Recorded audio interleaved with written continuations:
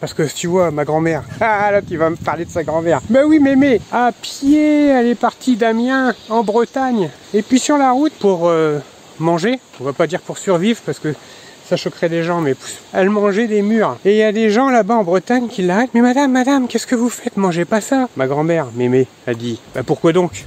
C'est très bon ça. Mais non madame, vous allez vous empoisonner, c'est du poison. Comme quoi tu vois la méconnaissance, bref. Tout ça pourquoi je parle de tout ça moi? Bonjour ou bonsoir à toutes celles et ceux qui nous regardent en replay. Si vous voulez un jour rejoindre la team live, vous êtes les bienvenus tous les mardis, jeudis et dimanches soirs dès 21 h. Bonne rediffusion. Comment trouver une copine en 2024? Alors écoutez bien. Mes meilleurs conseils et ce par quoi vous devez commencer et que vous pouvez faire tout de suite dès maintenant chez vous pour trouver une copine. Et on va aller tourner ça là-haut sur le pont des Arts, le pont des Amoureux. Black Friday commence aujourd'hui à la sortie de cette vidéo. Toutes mes formations, à partir de maintenant, vidéo sont il y a à un moins mois. 30%. Donc c'est bien, c'est pour 2024, ça va, on est juste. Je vous mets les liens en bas de cette vidéo. Parce que ça, peut-être que les conseils pour 2023 n'étaient pas les mêmes. Donc voilà. Profitez-en, c'est la seule fois de l'année que vous verrez toutes les formations à ce prix-là. Alors on va déjà, les amis, commencer par identifier votre unfair advantage. C'est-à-dire quelles caractéristiques chez vous vous propulsent au-dessus des autres. Qu'est-ce que vous avez? Il y a du langage aussi, il y a des termes. Là, on est dans le langage. Bon, là, on est sur le langage technique de la séduction, c'est quoi? C'est un peu du red pill, ça. Le unfair advantage. Qui, de manière c'est un peu des trucs d'alpha, ça. C'est un petit peu c'est toute cette logique de les hommes, les femmes, la valeur, le truc, le statut social, la position des femmes. Lui, il est très comme ça, hein, le truc. La femme dans la société, donc du coup l'homme qui... Il y a cette logique très red pill. Vous met au-dessus des autres. Donc, avant toute chose, faites un audit, et réfléchissez, identifiez chez vous cette caractéristique physique ou psychologique, une seule, vous m'en trouvez une, qui vous met au-dessus des autres. Donc, faire preuve d'un petit peu de narcissisme à ce moment-là, se poser des questions sur cette caractéristique. Elle peut être physique.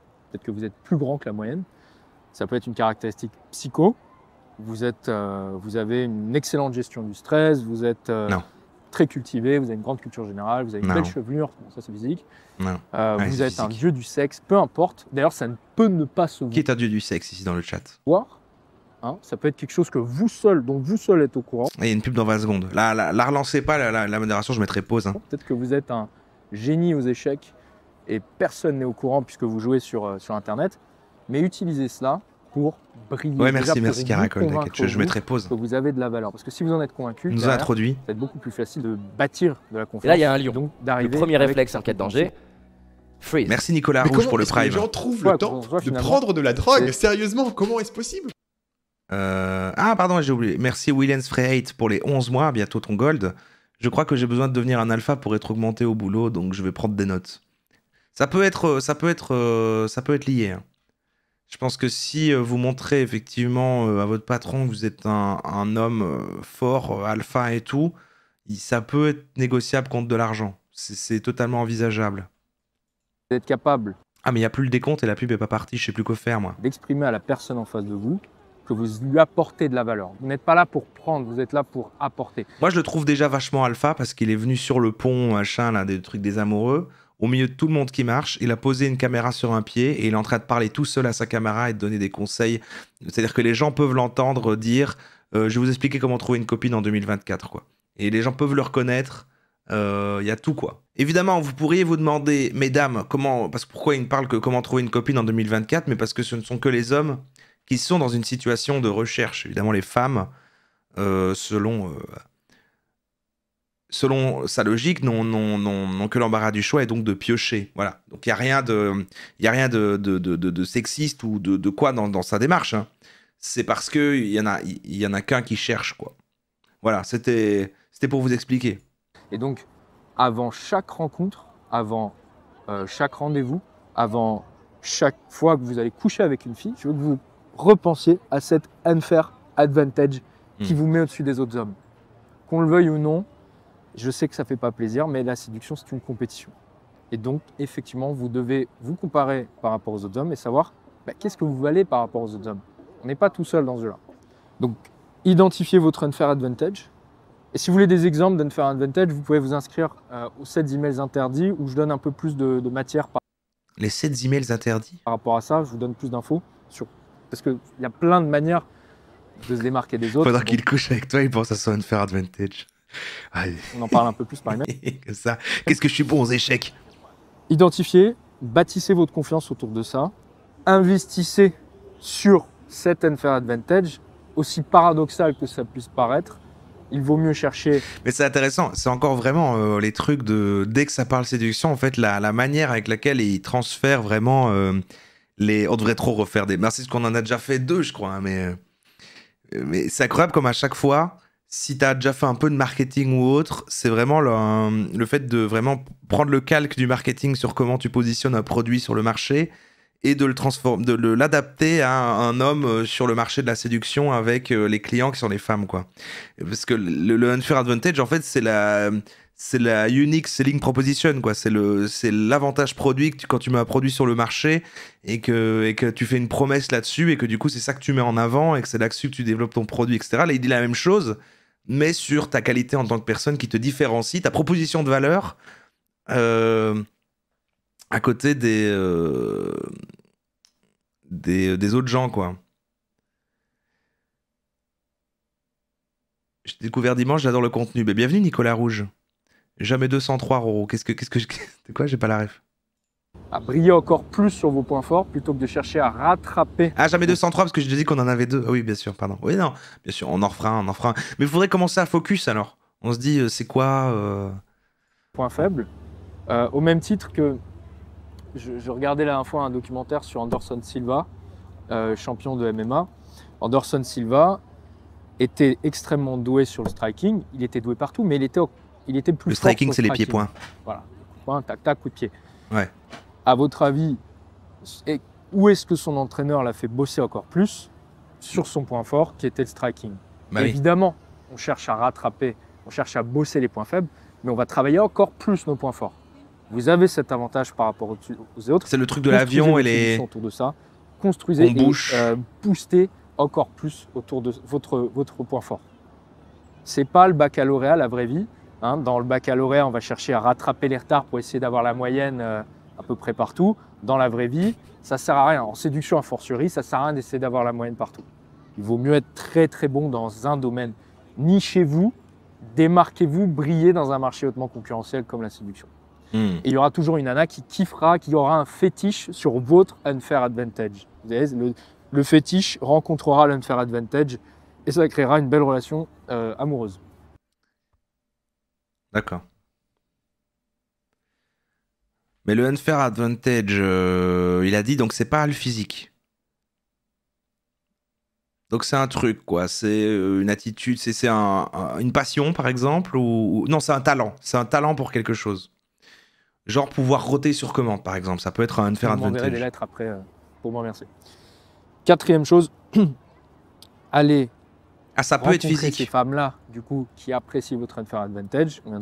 Genre énormément de poils autour des tétons, par exemple. Ça peut être ça. De voir avec le fétiche. Et allez, rendez-vous régulièrement dans ces lieux qui valorisent votre Unfair Advantage. N'allez pas en boîte de nuit si votre atout principal, c'est votre tchatch. N'allez pas en boîte de nuit si vous avez une belle voix, d'ailleurs. N'allez pas en boîte de nuit si vous avez de la culture générale, si vous avez plein de choses à raconter. Bah oui.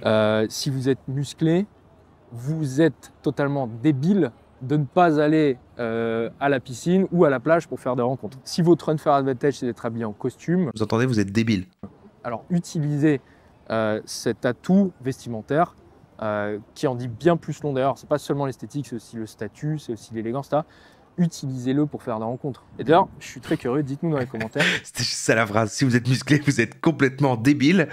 Voilà, c'est tout. C'est tout. Quel est votre Unfair Advantage? Il y a 2 manières de faire des rencontres. Il y a l'approche à froid, il y a l'approche à chaud. D'accord. Alors, il ne faut pas voir le mot approche comme abordage forcément, mais plutôt comme mode de rencontre. Il y a le mode de rencontre à froid et le mode de rencontre à chaud. Le mode de rencontre à froid, c'est lorsque vous provoquez une rencontre avec une inconnue, ex nihilo, vous ne connaissiez pas cette femme, c'était une inconnue avant. L'approche à chaud, c'est plutôt connaissance de connaissance. Oui. Donc, ce qu'il vaut mieux faire en général, quoi. Via le cercle social, très souvent, le cercle professionnel, la famille ou une activité que vous avez en commun avec cette fille-là. La rencontre à froid, c'est une La rencontre à chaud a l'air mieux. Hein. rencontre que vous allez faire dans un bar, en boîte de nuit, dans la rue, sur Tinder, sur les sites de rencontres, au musée, Ouais. au café, dans le TGV, bref, avec une inconnue. Et dans l'approche à froid, il faut être doué dans l'art de faire une bonne première impression. Vous n'avez pas beaucoup de temps puisque cette femme-là, Quelques secondes. elle ne vous recroisera pas. Elle n'a aucun intérêt à discuter avec vous, si ce n'est Quelques secondes, c'est comme une publicité. C'est comme un pré-roll YouTube de 5 secondes. On a 5 secondes. de l'attirance pure. Donc vous devez être bon pour faire une bonne première impression, généralement en 5 minutes. Vous devez être capable de bien 5 parler, minutes. forcément sur 5 5 minutes. C'est ce que c'est, 5 minutes? minutes, de bien présenter. Donc c'est vraiment l'art d'exceller sur la première Vous connaissez NordVPN? impression. Alors que sur l'approche à chaud, votre réputation vous précède. Dans l'approche à chaud, il y a déjà une partie de la séduction qui a été jouée, de par les gens qui vous entourent, Oui. de par vos relations, de par le cercle social, de par votre position au travail, de par pas mal de paramètres. Statut social. Et c'est un jeu qui est cette fois beaucoup plus lent. L'approche à chaud, ça se joue sur le temps long. C'est une séduction un peu plus lente. On va se recroiser, on n'est pas pressé. L'approche à chaud, j'ai oublié. on va C'est se un recroiser plat étape. italien, je crois. Et après, là pour le coup, parce que chaque approche a ses points forts et ses points faibles. L'avantage de l'approche à froid, c'est qu'il y a un côté un peu romantique. On fait vivre une belle expérience à une femme. On lui fait passer par toutes les étapes de la séduction. L'inconvénient, c'est qu'il faut être bon. Il faut vraiment être doué dans l'art de la première impression. L'avantage de l'approche à chaud, c'est que vous n'êtes pas pressé et que vous êtes valorisé par votre environnement social. Et généralement, être aussi, c'est un dévalorisé avantage par pour les gens l'environnement qui sont social. moins beaux. L'approche à chaud est plutôt intéressant. Parce que dans ces cas-là, vous allez avoir plus le temps de briller. Et c'est ce que Ouais. j'ai développé dans ce que j'appelle la friend zone stratégique. Ce concept, La friend zone stratégique. C'est. Attends, j'essaie de deviner. Est-ce que c'est faire semblant d'être pote pour attaquer à un moment où la proie ne s'y attend pas? où en fait, plutôt que d'arriver de manière assez frontale, vous allez au contraire prendre votre temps, passer sous les radars, faire en sorte que la femme s'attache à vous pour progressivement lui faire développer des sentiments vis-à-vis de vous. C'est beaucoup plus discret, beaucoup plus lent. Donc il n'y a pas de meilleure stratégie. Tout dépend de vos forces, tout dépend de ce que vous avez envie de Plus il parle, plus le ciel est gris derrière lui. développer. Tout dépend aussi de votre environnement. Donc, on sait Le ciel s'obscurcit. La vidéo devient de plus en plus sombre. pas une femme de la même manière quand on fait une rencontre. C'est toxique parce que c'est tout le truc après des incels de. Enfin, tout le truc que disent les meufs de. Ah, mais c'est fou, on peut jamais. Genre, en fait, il est pote, mais à un moment, dès qu'il remarque vraiment qu'en fait, on sera juste pote et que vraiment, il y aura rien. Après, il me ghost et tout, que je m'entendais bien avec et tout. C'est totalement cette stratégie qu'il dit là. C'est genre, non, mais en fait, vraiment, faites semblant que vraiment, vous êtes juste pote pour ensuite. Et donc, du coup, forcément, dans cette logique, à un moment, si l'investissement, vraiment, c'est sûr qu'on ne peut plus rien en tirer, il n'y a plus rien à. Ouais, je vois. Dans un train, dans un TGV, Bienvenue dans notre monde. Bah la- oui, c'est des histoires qu'on entend souvent stagiaire des meufs, mais faut leur parler, il a peut-être pas la... Lui, il le fait pas trop. qui vient d'arriver dans l'open space. C'est pas du tout la même chose. Et un exercice que vous pouvez faire, quand vous croisez une femme qui correspond à votre fantasme féminin, à la petite copine idéale pour vous, Ouais. regardez à quoi ressemble son mec. Déjà physiquement à quoi il ressemble, là il y en a partout, en plus on est sur Attends, mais... Ah, d'accord. Ah oui, d'accord, pour regarder un idéal pour après, parce qu'une qui ressemblera sera le même genre de personne. D'accord. des arts. À quoi il ressemble, comment il est habillé, est-ce qu'il est réellement plus beau que moi? Pour travailler après son packaging et ressembler à ce type de mec-là quand on rencontrera une fille similaire qu'on cible. Parce qu'il Mais ça me fascine trop, moi, à chaque fois, ce thème-là. y a de ça aussi. Ça permet, des fois on se rend compte qu'il y a des Parce que femmes... j'arrive tellement à voir la logique. En fait, je crois que c'est ma passion du marketing à l'ancienne, tard l'époque, que j'aime bien. C'est parce que c'est vraiment le côté. Je vois vraiment que c'est un cours de marketing, mais il calque, enfin, il déplace tout sur les hommes, c'est les produits, les femmes, c'est les clients. Et c'est fou, c'est intéressant à voir. Parce qu'en effet, sur le papier, c'est censé marcher, parce que ça marche pour les produits et pour la vente, pour le marketing et tout. Mais du coup, est-ce que ça marche réellement? Parce qu'il y a plein de parce que quand même, il faut tenir compte de plein de facteurs qui sont pas les mêmes vu la situation. Et même si ça marche, est-ce qu'on peut considérer que c'est éthique? Sachant que bah, c'est pas la même chose.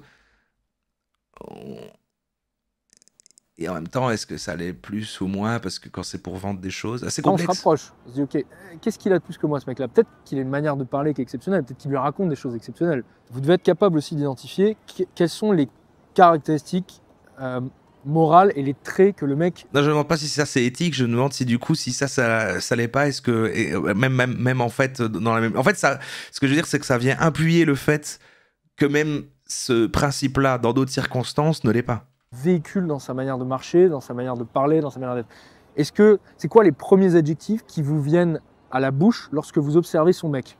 Ouais. Il a l'air raffiné, l'élégance, la puissance, la virilité, la stabilité, la force tranquille, la beauté. La force tranquille qu'on avait déjà vu, c'est le truc de quand il y a un bateau et que les femmes sont pleines d'émotions et du coup c'est comme une tempête et que l'homme doit être le cap pour garder le bateau dans cette tempête. C'est la force tranquille, ça. C'est la... Non, ça portait un autre nom encore, je sais plus. L'intelligence, qu'est-ce qu'il exprime, ce mec-là? Donc soyez attentifs aux femmes qui vous plaisent, et lorsqu'elles sont accompagnées d'un homme, regardez à quoi il ressemble, regardez comment il se tient, regardez s'il est vraiment au-dessus de vous. Et soit vous en tirez un boost de confiance en vous, soit au contraire, vous en tirez une certaine humilité, et vous vous dites, ok, il va falloir que je bosse là-dessus, là-dessus et là-dessus, parce que le type de femme que je veux, bah ouais, c'est au-dessus du lot. Et donc moi, j'ai intérêt à... Mais c'est vraiment si compliqué de juste être... En fait, globalement, son positionnement, il fait quand même... Ils ont tous ce point commun-là de dire, de la même manière, que lancer un business, ça va être compliqué, vous allez avoir de la concurrence, et donc si vous lancez votre business comme ça et que vous en foutez, que vous travaillez pas de la communication, que vous optimisez pas tout ça, vous allez rien vendre et vous n'allez pas vivre de votre activité. On transfère tout ça dans le milieu de la séduction, et donc il part du principe, genre voilà, il y a énormément de concurrence, vous n'allez pas savoir trouver la femme, et donc du coup, il va falloir user d'artifice et avoir une vraie stratégie, etc. comme ça.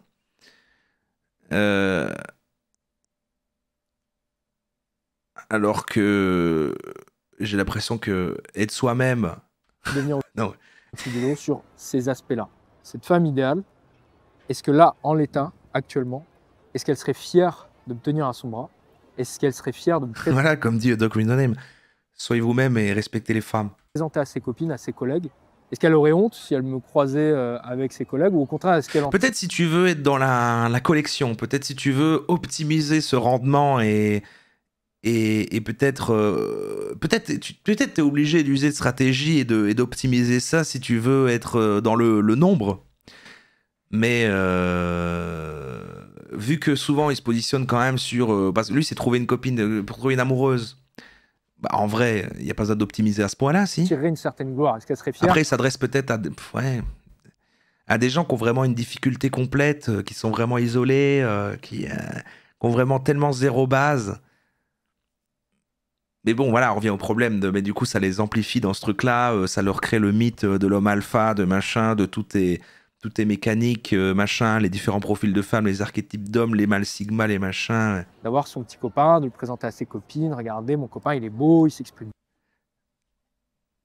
Ça veut rien dire d'être soi-même, faut arrêter là. Bah si, c'est juste, tu réfléchis pas à comment tu vas être dans la situation, quoi. Bien, il se tient droit, il fait de bonnes premières relations, il a de l'humour, etc. Est-ce que là, actuellement, ce serait le cas? Est-ce que vous êtes un boost social pour cette fille-là? Car oui, la séduction, c'est un échange de bons procédés, tout comme l'amitié.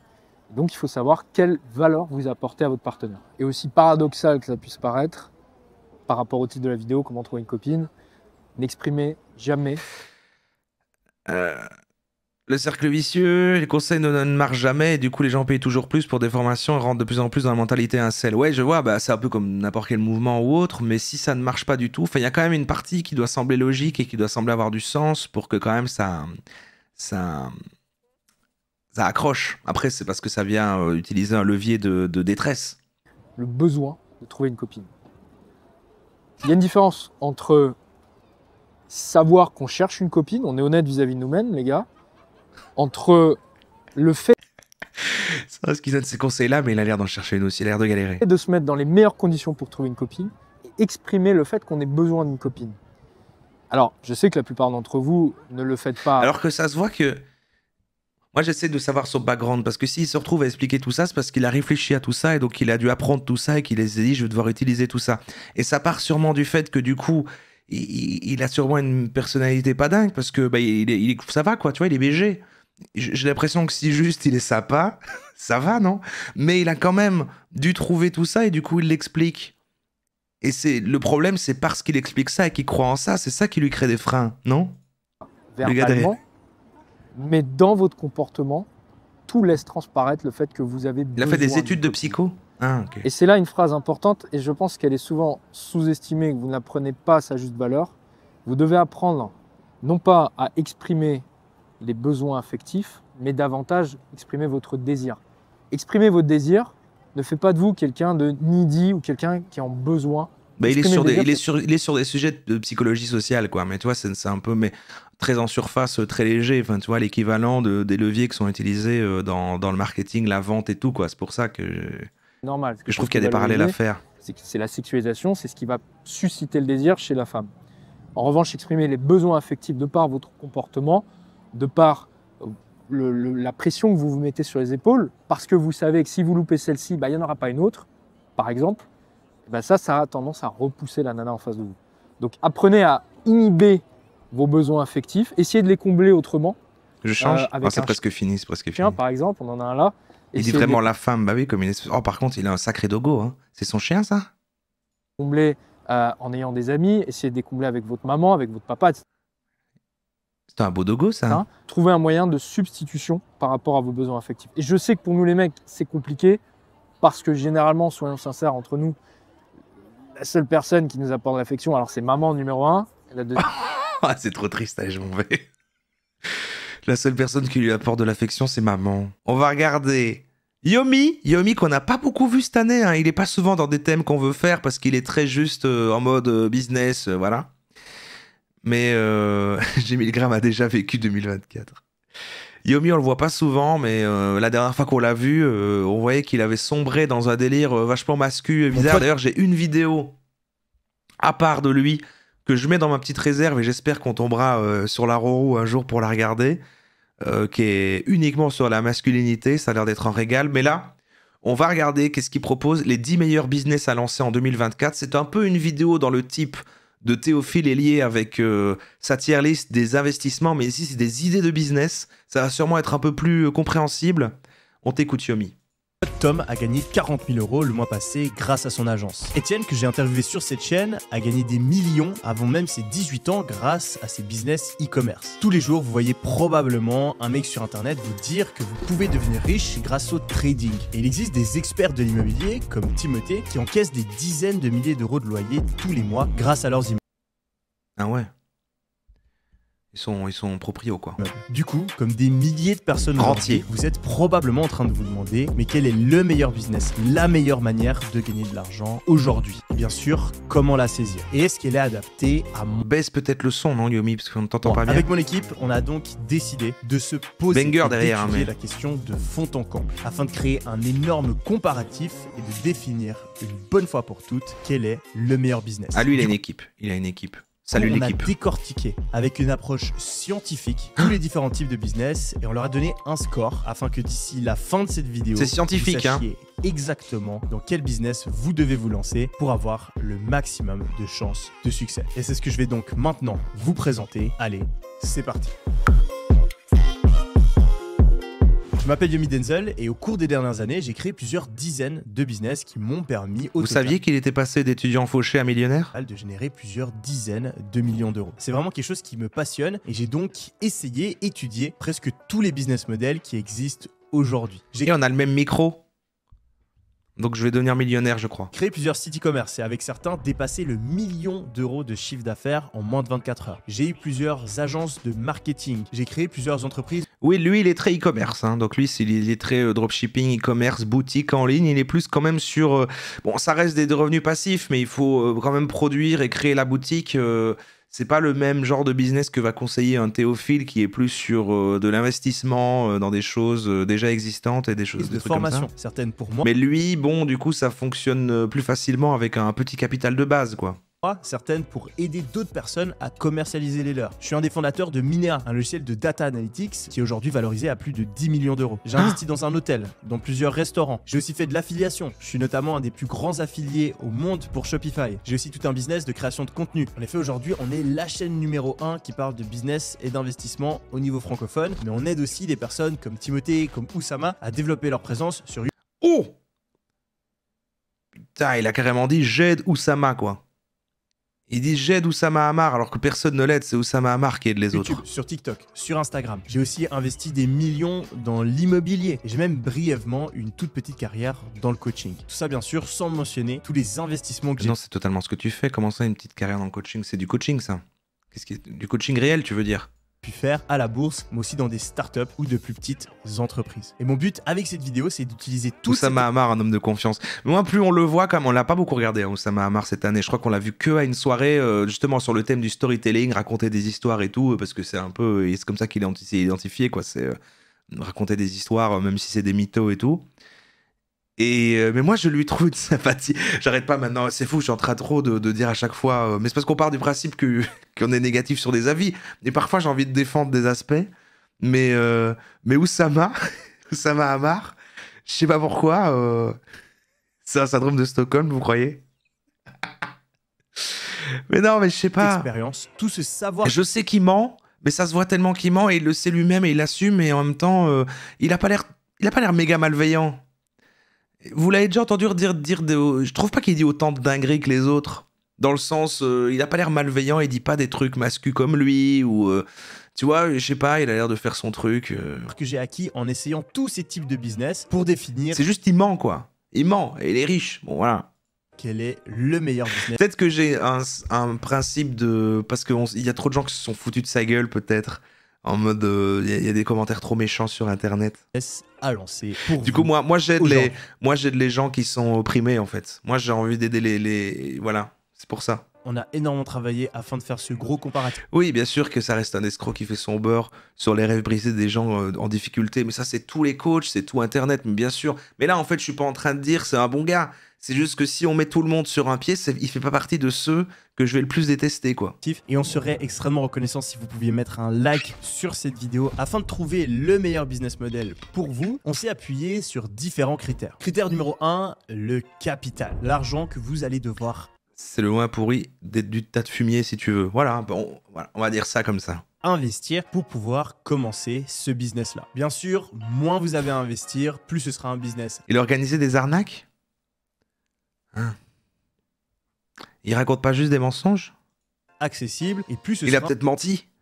Peut-être qu'il a menti, il a pas organisé d'arnaque. Un business où vous pouvez vous permettre... On regarde trop de coachs, pardon, mais... Non, mais moi, à la fin, j'oublie, parce que c'est tellement acquis que c'est des méchants, qu'après un moment, bon, ça devient des personnages. Moi, c'est comme si je regarde une fiction, et puis les personnages se développent, et puis je commence à avoir mes petits préférés, quoi. Ouais, c'est ça qui se passe, quoi. De faire des erreurs au début. Critère numéro 2, c'est ce qu'on appelle les barrières à l'entrée. Les barrières à l'entrée, c'est les choses qui vont vous empêcher d'accéder à un certain business model. Et ça, c'est super important de le prendre en compte. Vous avez peut-être entendu parler du fait que Jeff Bezos, Richard Branson... S'il arnaque les riches, pour moi, ouais, c'est pas juste un mytho rigolo. Ouais, bon, ok, ça va.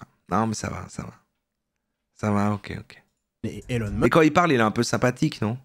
Bon, d'accord. Qui sont les 3 multimilliardaires, sont en train de lancer des entreprises de tourisme spatial. On t'écoute, pardon, on t'écoute, Yomi, on t'écoute. Malheureusement, vous comme moi... Je voulais dire, j'aime pas les coachs. Ma résolution pour 2024, c'est refaire attention de revenir sur mes positions. On regarde pas les coachs juste pour rire, hein. On n'oublie pas quand même, oui.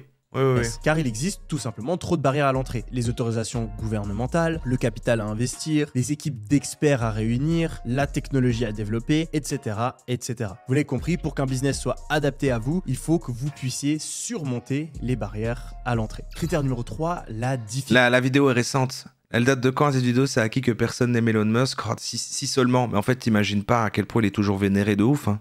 C'est il y a 2 jours. Il a sorti ça il y a 2 jours, le Yomi. Hein. C'est logique, le but en tant que débutant, ça va être de choisir un business qui est accessible et dans lequel vous Mais c'est vrai qu'on les entend plus autant. Je me demande qui c'est vraiment ces gens, mais il y a toujours... Bon thème de live d'ailleurs ça. Qui sont les gens qui aiment toujours Elon Musk? pouvoir avoir du succès sans trop. On va pas regarder les 41 minutes. Critère numéro 4, le temps de travail. Attends, on va passer les critères, je veux voir les idées de business moi. Business numéro 1. De business où on va vendre de la nourriture. Ça peut être une sandwicherie, un kebab, un tacos, un magasin de gaufres, de desserts, de bubble tea. Ce genre de petits magasins, pour un entrepreneur débutant, ça peut être une opportunité parce qu'il suffit d'avoir un bon emplacement et puis d'être passionné, de bien faire son travail, bien suivre les... Quand il est juste en train de dire ouvre un truc de bouffe. C'est ça ces idées de business? Recettes et d'être très friendly, d'être très accueillant envers la clientèle. Je suis convaincu que si vous réunissez toutes ces qualités, eh ben, vous pouvez avoir du succès relativement rapidement avec ce genre de business et pourquoi pas en ouvrir un deuxième, un troisième et ainsi commencer à avoir du succès dans l'entrepreneuriat. Je vais donc passer ce business model au peigne fin avec les critères qu'on a énoncés juste avant. Un exemple, donc le kebab. Capital à investir et là malheureusement, ouvrir un kebab ou un business similaire, eh bien ça coûte beaucoup d'argent. Ça coûte en moyenne entre 10 000 et 50 000 euros en fonction de la taille et de l'emplacement que vous choisissez. On va donc donner une note de 1 sur 3 en termes de capital. Pour ce qui est des barrières à l'entrée, là à nouveau c'est relativement difficile. Il faut soit avoir de l'expérience là-dedans, soit prendre le risque de perdre un capital relativement élevé. Et si on veut être un petit peu avantagé au départ, eh bien il faut être sélectionné par une franchise. Une franchise, c'est en fait un type de business qui va permettre à des entrepreneurs d'utiliser un nom de marque et certains process. L'exemple le plus connu, c'est McDonald's. Si aujourd'hui vous avez 100 000 euros de côté, tu vois, au moins, lui, bon, c'est moins pour les initiés, hein, c'est vraiment pour tout le monde. Et c'est ça qui est le problème, tu vois. Je trouve que quand t'entends un Théophile qui s'adresse à d'autres traders à moitié confirmés, qui sont déjà intéressés par le thème, mais que là, t'as vraiment un Yomi qui fait ses vidéos d'étudiants fauchés, machin, et qui va vraiment parler à des jeunes, quoi. Qui peut parler limite à des ados, à des jeunes adultes et tout. C'est bien plus dangereux. Allez ouvrir un McDonald's et vous allez pouvoir utiliser leur logo, leur... Sans être des fans invétérés d'Elon Musk, beaucoup continuent de le considérer comme un génie ou au moins un gars qui est intelligent, propos que j'ai souvent entendu dans le taf ou autre, parce que si on arrivait là, c'est forcément qu'il a un gros cerveau. T'es riche donc t'es intelligent. Oui, bon, bah le côté... mais bon, il commence à perdre quand même son aura. Je crois qu'il se l'a détruit lui-même, mais en même temps, je crois qu'il est sur un truc de... je préfère... ne pas être neutre et mais bon maintenant à chaque fois en fait je me dis qu'il y a toujours une face de l'autre côté de la pièce ou un reflet dans le miroir, j'arrive pas à trouver une bonne image, mais que si il est autant cringe et qu'on n'est pas neutre comme avis envers lui, c'est que des gens pensent exactement l'inverse dans un sens tout aussi intense, quoi. C'est-à-dire qu'en étant juste un riche neutre, bon bah les gens s'en foutraient, mais si là il fait tous ces trucs qu'on trouve ultra cringe, mais il y a d'autres gens qui font « Ah putain, mais il est trop foile, qui mec, ouah !» comme ça, et donc ils existent ces gens-là. D'un pourcentage du chiffre d'affaires. Malheureusement, pour accéder à des franchises comme McDonald's, Otakos, etc., eh bien il faut avoir un dossier en béton, et ça c'est une assez grosse barrière à l'entrée. C'est pour ça que sur ce critère-là, on a aussi décidé de donner la note de 1 sur 3. En termes de difficulté, je pense que c'est pas si dur que ça de faire un kebab, à faire fonctionner ce genre de business, parce que si vous avez un bon emplacement, que vous suivez les recettes et que vous êtes gentil avec la clientèle, eh bien ça devrait marcher. En effet, la concurrence, elle dépend de l'emplacement. Si vous êtes à côté de 5 autres kebabs, eh bien ça va être difficile. Mais si vous prenez le temps de choisir un endroit où il y a de la fréquentation et il n'y a pas trop d'anciennes concurrentes, ben vous n'aurez pas besoin d'être le meilleur entrepreneur du monde pour réussir. C'est pourquoi on a décidé de donner la note de 2 sur 3 en termes de difficulté. On va maintenant parler de gains potentiels. C'est bizarre, il y a un effet bizarre sur la voix comme si la vidéo était accélérée déjà en fait. Mais elle l'est pas. Au bout de 2 ans de travail dans ce type de business, on pense que vous pouvez espérer entre 10 et 25 000 euros de bénéfices mensuels, ce qui est non négligeable. On a mensuel donc décidé de donner la note de 2 sur 3. Finalement, pour ce qui est... Ok, je mets un autre business. Je mets un autre business au hasard et puis on s'en va. Genre celui-là, c'est court là. C'est quoi le business numéro 6 ? Nos différents critères. En termes de capital, eh bien c'est assez... Attends, le business de l'immobilier. Ah non, c'est nul ça. Le 8 ? À la création du contenu. Ah, c'est encore pire. Jamais je ferai un truc pareil, c'est dégueulasse. Les logiciels. Ah, la création de contenu, non. J'ai quand même envie de voir ce qu'il va dire. Du contenu sur les réseaux sociaux, que ce soit YouTube, TikTok, des podcasts, des lives, Instagram, bref, devenir un créateur de contenu. C'est aujourd'hui le métier le plus envié de la part des jeunes et il y a de nombreux créateurs de contenu qui aujourd'hui gagnent plusieurs dizaines de millions d'euros par an. MrBeast, le créateur de contenu le plus connu au monde, va probablement encore quelques subs et milliardaire d'ici 1 ou 2 ans et c'est tout simplement parce que c'est un business qui a énormément de potentiel. En termes de capital de départ, vous avez uniquement besoin d'une petite caméra, d'un téléphone, ça suffit amplement pour commencer à créer du contenu et vous pourrez ensuite réinvestir les bénéfices si vous voulez prendre ça plus au sérieux. On a donc mis la note de 3 sur 3 pour ce qui est du capital de départ. En termes de barrière à l'entrée, là encore, peu de capital, c'est vrai. Mais comment est-ce que les gens trouvent le temps de prendre de la drogue? Sérieusement, comment est-ce possible? Merci White Bass pour les 3 mois. Vous devez juste vous filmer et poster la vidéo sur les réseaux sociaux. On a donc aussi attribué la note de 3. En termes de quantité de travail, on a mis la note de 2 sur 3. En effet, ça peut paraître facile, mais je peux vous promettre que choisir une idée de vidéo, tourner la vidéo et ensuite réaliser le montage de la vidéo, poster la vidéo, interagir avec votre communauté, c'est quelque chose d'extrêmement chronophage. Surtout si vous voulez en faire votre travail, vous allez devoir passer beaucoup de temps et on a donc mis la note de 2 sur 3. En termes de difficulté, ça peut paraître facile, mais là encore, c'est beaucoup plus dur que ça en a l'air. Vous allez devoir devenir bon en termes de communication, en termes de storytelling. Vous allez devoir apprendre à connaître les réseaux sociaux et leurs algorithmes pour faire du contenu qui fait cliquer. Et ça, c'est pas donné à tout le monde. On a donc choisi d'attribuer la note de 2 sur 3. Pour ce qui est du revenu, malheureusement, la plupart des créateurs de contenu aujourd'hui ne gagnent que très peu d'argent. Ah, il est honnête quand même.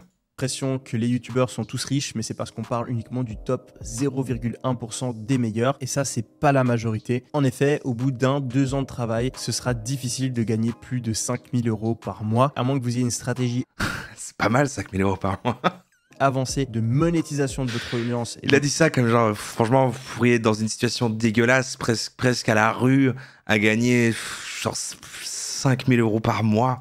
Donc là, ça va vous demander de créer un autre business par-dessus votre activité dégueulasse, de contenu. Je le fais personnellement avec mon logiciel, mes formations, etc. Et bien, si vous monétisez uniquement votre business à l'aide des publicités et des placements de produits, eh bien, créateur de contenu, c'est malheureusement une des activités. On parle de brut, hein, on parle de Et c'est pour ça qu'on a mis la note de 1 sur 3. Pour ce qui est de la croissance du marché, aujourd'hui, on est sur un taux qui s'est stabilisé à 10%. C'est pas trop chiant quand t'as le plafond de verre des 5K mensuels.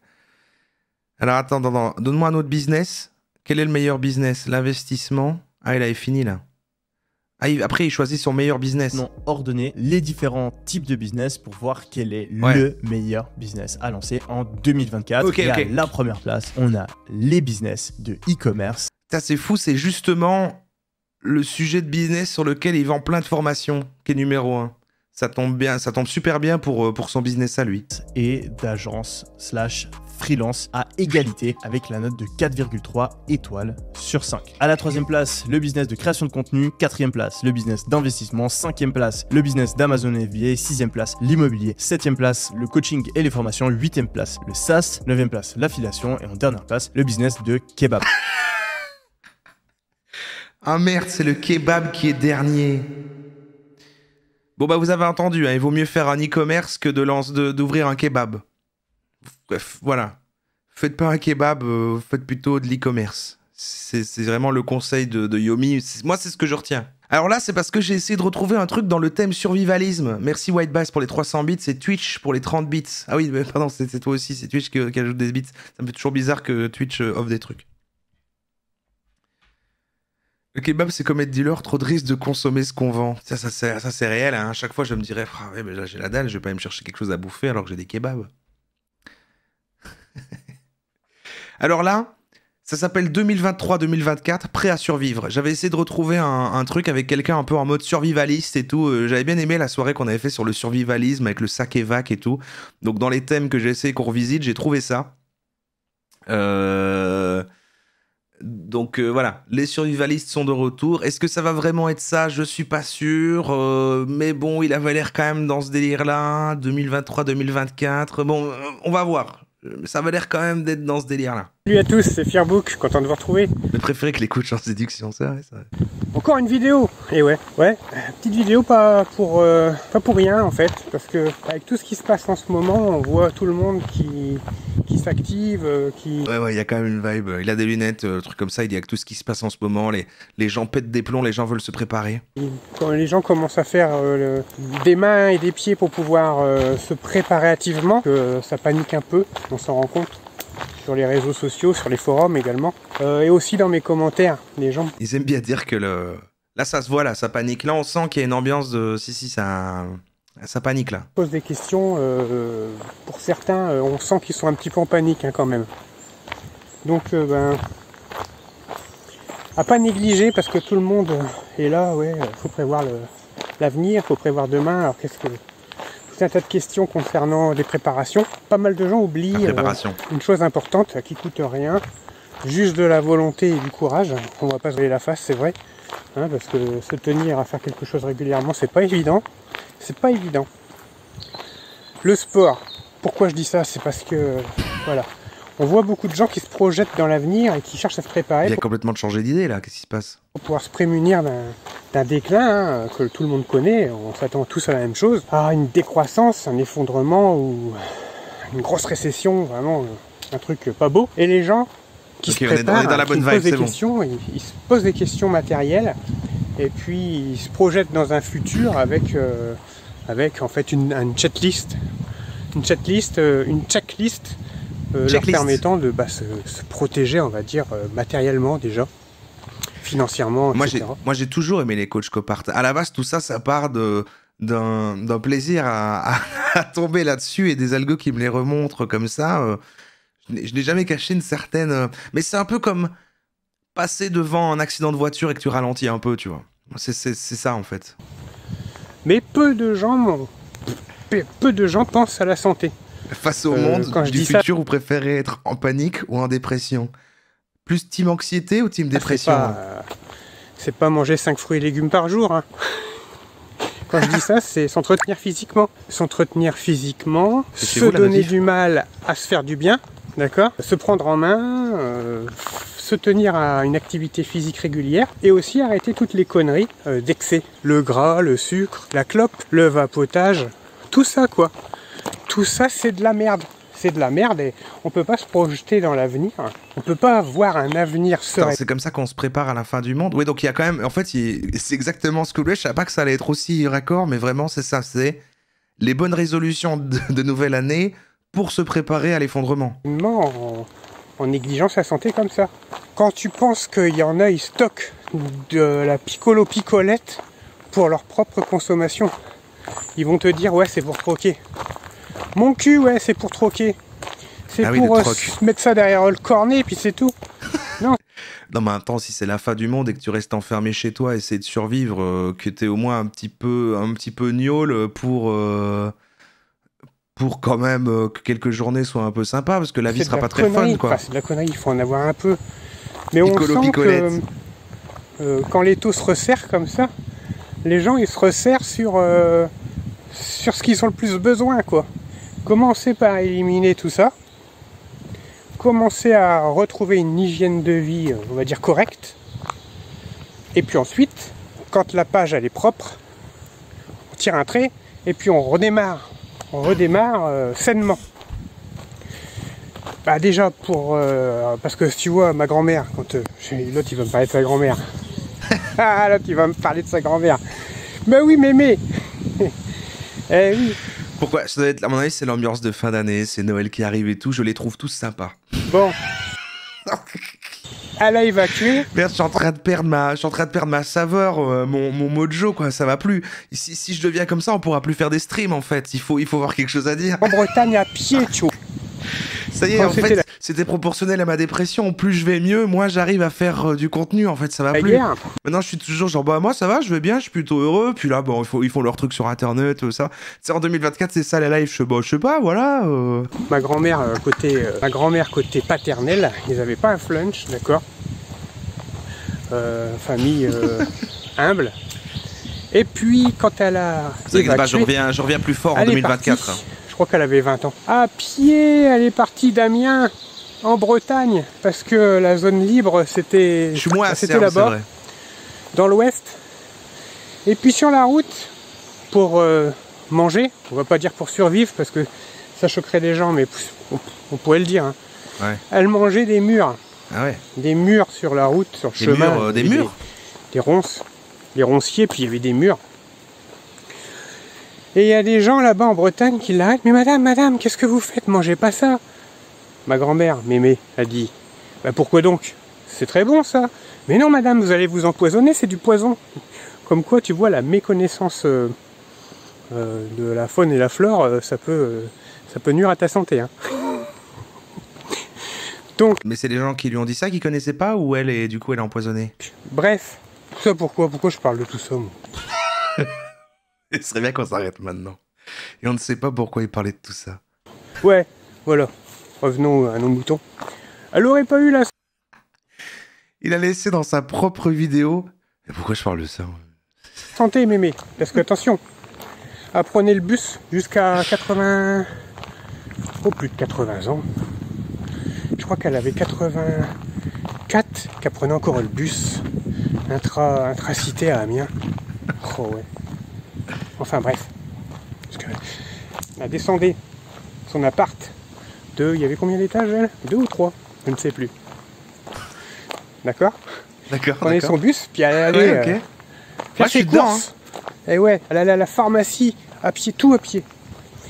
Bah, pour faire tout ça, il faut une hygiène alimentaire stricte et sévère. Imagine, c'est la fin du monde, tu t'en vas en courant, et il y a lui qui fait « Allez, venez vous abriter chez moi ». Il ouvre des espèces, c'est les trucs à l'américaine, les appris à tornade. Il a ça chez lui. Tu sais, les portes un peu en oblique, quasi sur le sol. Il ouvre ça, il a un flingue, un gros fusil avec 2 canons, comme ça, il fait « Venez vous abriter ici !» Et tu rentres, et puis il commence à te parler de ta grand-mère, de sa grand-mère, et tu vis avec lui, quoi. Rigoureuse. T'es obligé de rester là, parce qu'il a des réserves.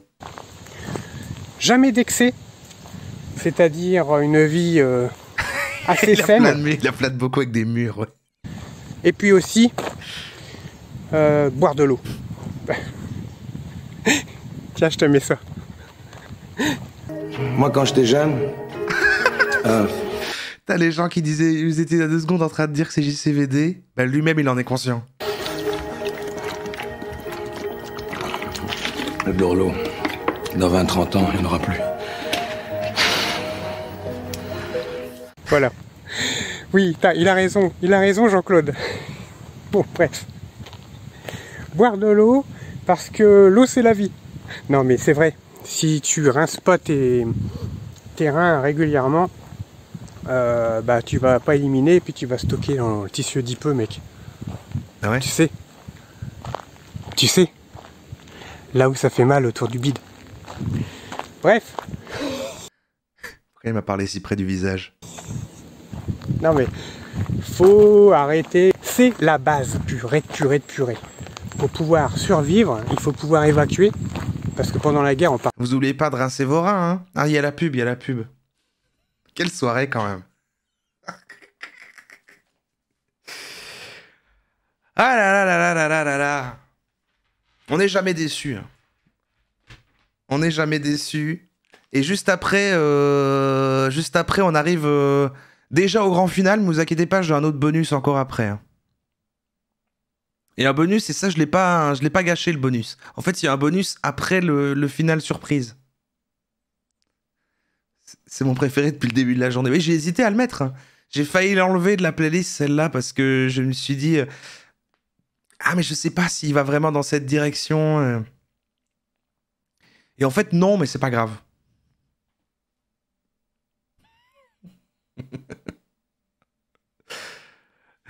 Et nous sommes de retour. Il est toujours là, il nous attendait, regardez-le, il est là. On parle pas de transhumanisme. On parle d'évacuer rapidement une zone, d'accord? À pied, tu prends ta carriole, hein, tes chevaux si t'en avais à l'époque. Si t'avais des chevaux, t'étais le roi du pétrole. Et puis aller en avant en Guingamp, hein, comme dirait l'autre. À la queue. En avant Guingamp, la picolette.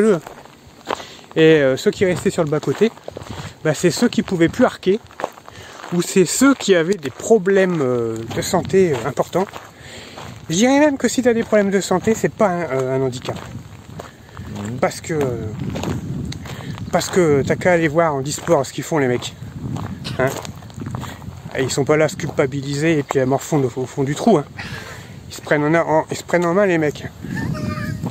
Mais ça c'est un exemple, un bel exemple.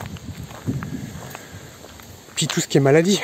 Moi je connais quelqu'un, il a 80 ans, il a la maladie de Crohn, il a été opéré plusieurs fois des intestins, on lui a retiré je sais pas combien de mètres. À chaque fois qu'il voit son médecin, putain de bordel de merde. Il croit que c'est... Voilà, ça craint quoi. Eh ben non, hein. Il fait toujours ses 7-10 km à pied. Okay. Tous les 2 jours. Hein. Ok, waouh. 80 ans. Bah dis donc. Ouais. Donc tu vois, il n'y a pas de règle. La seule règle qui existe, elle est là. Elle est là.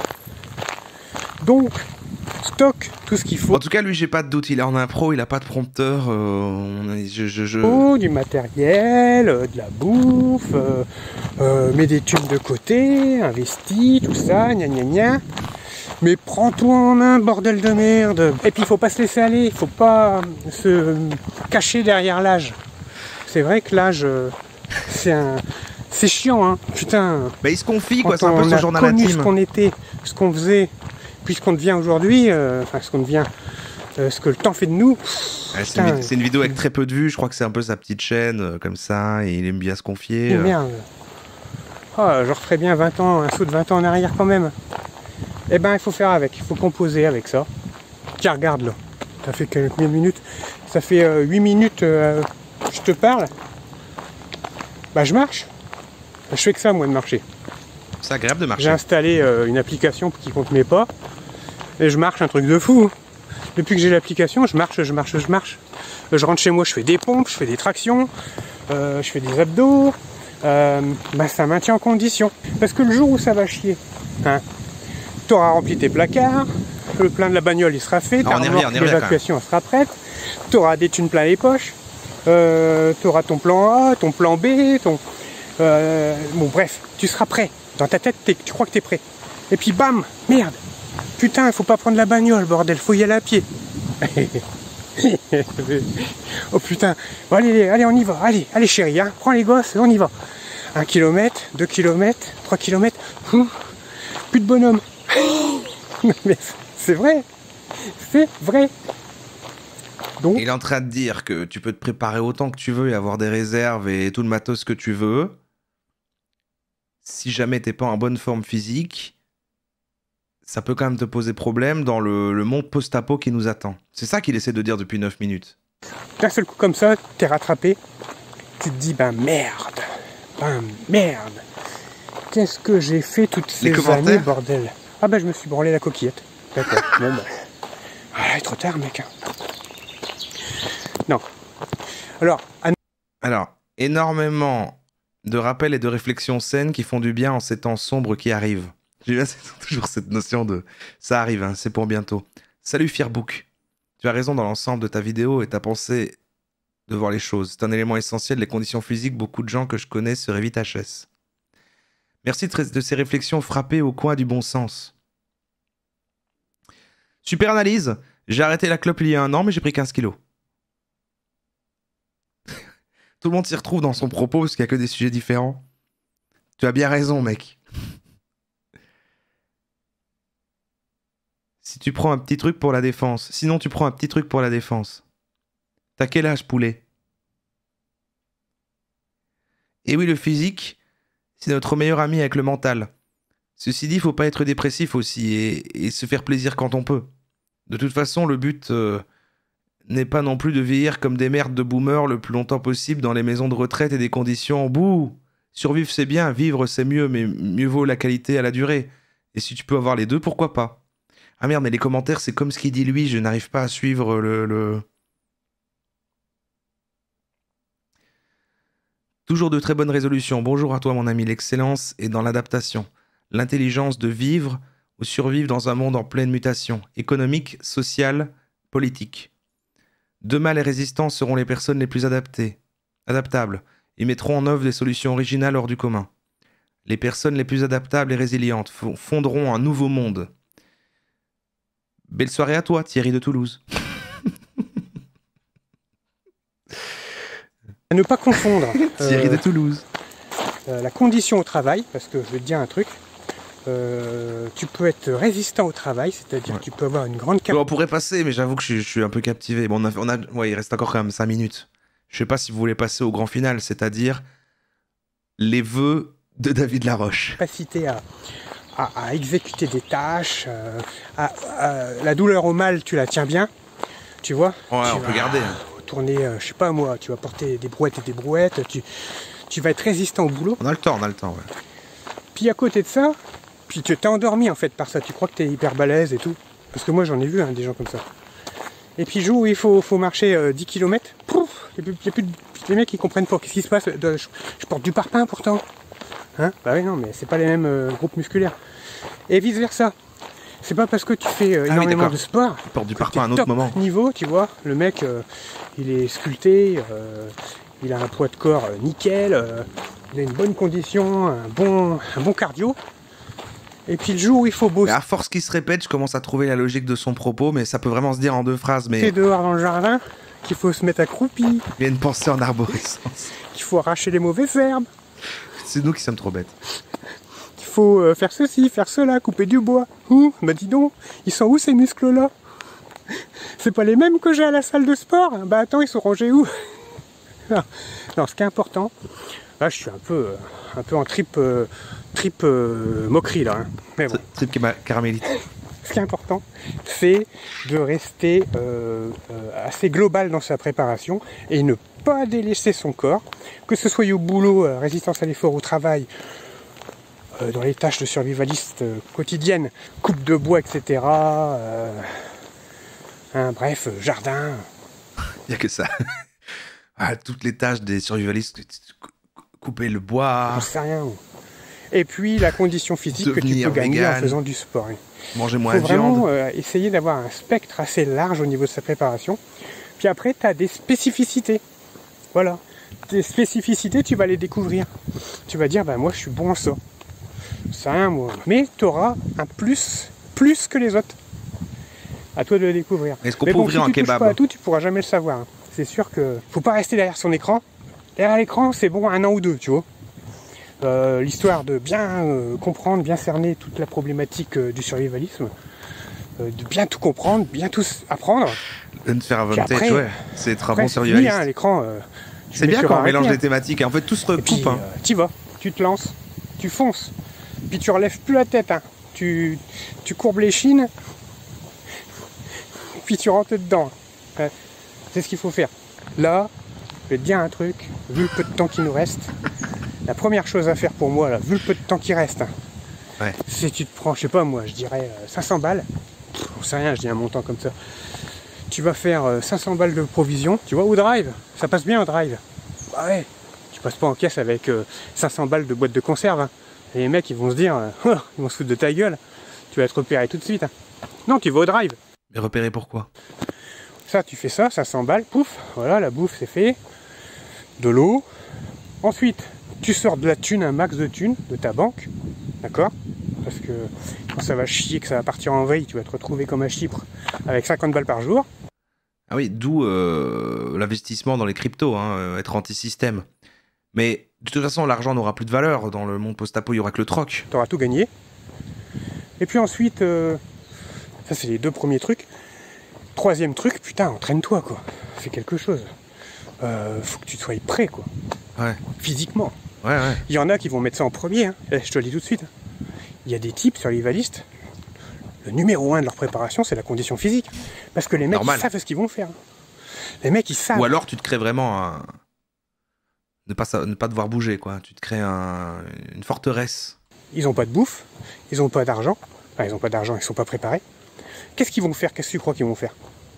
Mais les mecs, ils font 150 kilos développé couché. Ils font 280 kilos... J'en sais rien. Bref, qu'est-ce que tu crois qu'ils vont faire? Ils vont faire des milices. Hein. Les mecs, ils vont faire des milices. Ah, tu dis, mais Firbook, il pète un câble. Non, non, pas du tout. Ah non, ils vont faire des Regarde milices. ce qui s'est passé Mais il pète un câble ou quoi, Firbook? Quand ça s'est effondré.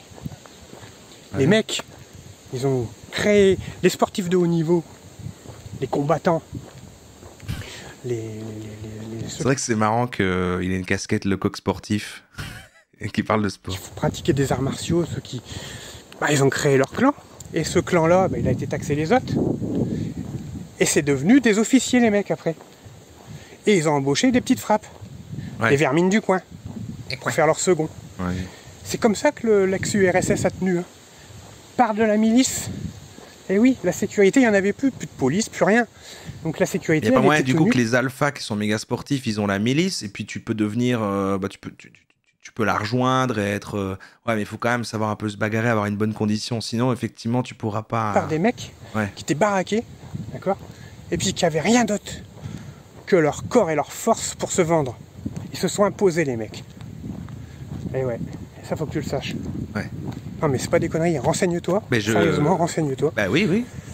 Ok. La condition physique, quand il n'y a plus rien, c'est de l'or. J'ai l'impression qu'il m'engueule.